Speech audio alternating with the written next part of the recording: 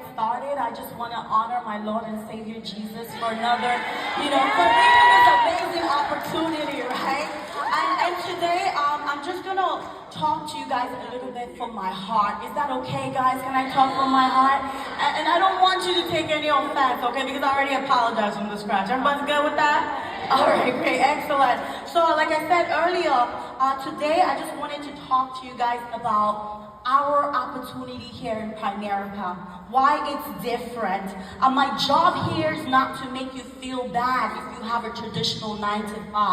That is not my intention. But my intention is to give you a different perspective. So after this conversation, you can have a paradigm shift. So when you go out of here, you see things differently, right? My intention is to help you, right? Because, you guys ever watch the movie, you guys see that movie? You can go to the next slide. You guys ever seen this movie? Yeah. All right, great. With the red pill, you see things differently, right, guys? I hope that by the end of this conversation, you could see things differently, right? So you can move to the next slide, Harvey. So remember, guys, we went to school. I used to be a college student. I used to be a CUNY college student, and they taught us that they abolished slavery. You guys remember that? Okay, it's very hard for us to believe that, because if the whole country ran on slavery, like the whole country was running on slavery, and then they just take it away and don't replace it, but the country's still standing, there's something wrong with that picture. Will you guys agree with me? So they didn't actually just take it away and that's the end. They replaced it, guys. Guys, they replaced the plantation with corporation. Are you guys with me so far? Right? And so what does that mean? I didn't even know there was a book on it, right? I'm like, oh man, there's a book on this. You guys should grab that book and take a look at it. Because slavery wasn't just removed and that was the end, it was replaced.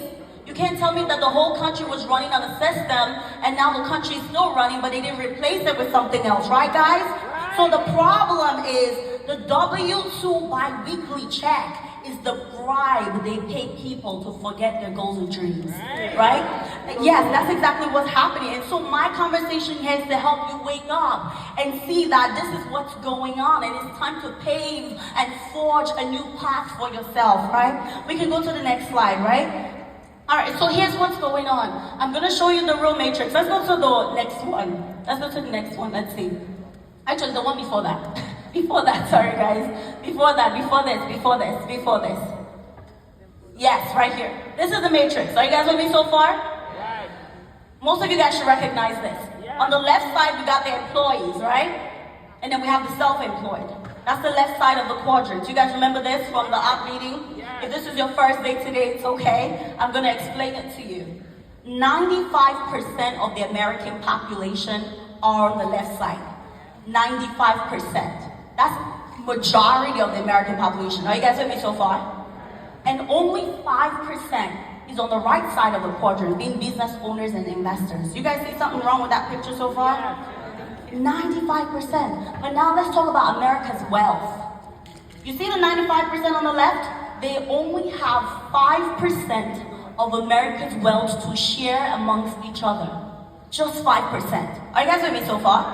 And then the 5% on the right, they have 95% of America's wealth to share among themselves. Guys, I can't make it up. The wealth inequality is sickening.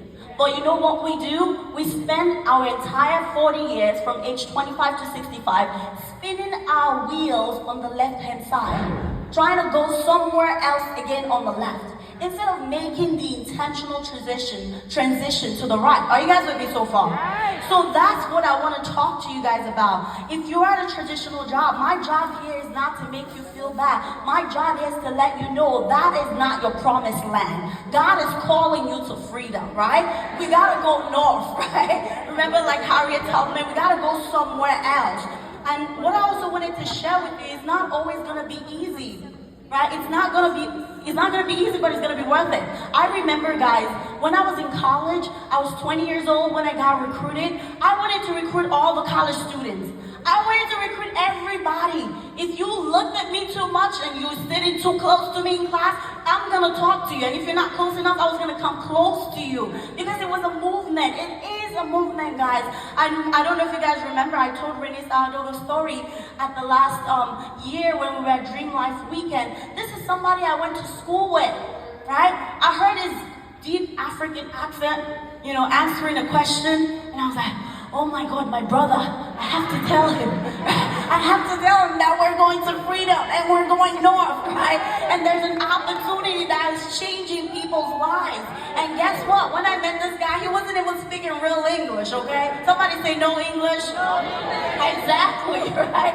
But in the month of January, he went out and made $20,000 because we spoke to him. Open your mouth. There's an opportunity in your mouth, right? Open your mouth. There's a miracle in your mouth. Speak to the people around you. Do not be afraid. I was prospecting everybody in college, unafraid and unapologetic.